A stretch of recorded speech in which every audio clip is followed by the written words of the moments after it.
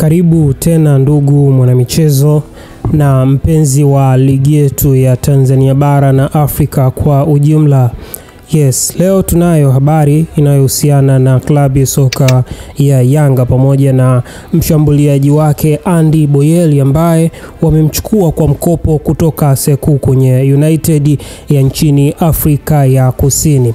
Kumbuka klabu ya soka ya Yanga inao washambuliaji watatu ambao wakiongozwa na Prince Mpumelelo Dube, Clement Mzize pamoja na Andy Boyeli ambao kwa kawaida wote wana uwezo wa kucheza kama mshambuliaji kinara namba 9.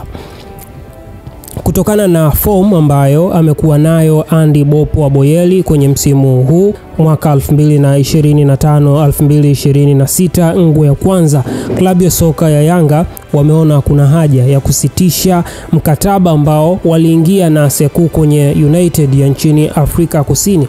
Mkataba ambao ulikuwa unawapa uhalali klabu ya soka ya Yanga kumtumia Andy Boyeli kama mchezaji wao kwa muda wa mwaka mmoja. Kwenye mkataba huo klabu ya soka ya Yanga walitakiwa kulipa 50% ya mshahara wa Andy Boyeli na 50% iliyosalia ikiendelea kulipwa na Sekhukhune United, kwani wao ndio wenye mchezaji wao.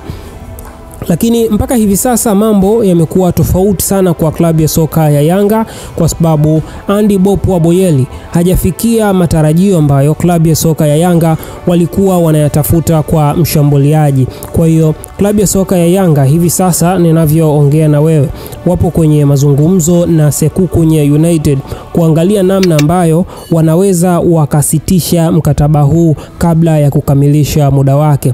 Mkataba ambao Yanga waliingia na Sekhukhune United ni wa mwaka mmoja, na hivi sasa Yanga wanaangalia namna ambayo wanaweza wakakatisha mkataba huo ndani ya dirisha hili dogo ili kuacha nafasi kwa wachezaji wa kigeni na kuwapa uhuru klabu ya soka ya Yanga kusajili mchezaji mwingine wa kigeni kuja kuziba dirisha, kuja kuziba nafasi hiyo. So Andy Boyeli, kama mambo yataenda kama klabu ya soka ya Yanga wanavyohitaji, huenda akarudi kwenye timu yake ya Sekhukhune United na ikawa ndio thank you kwa klabu ya soka ya Yanga.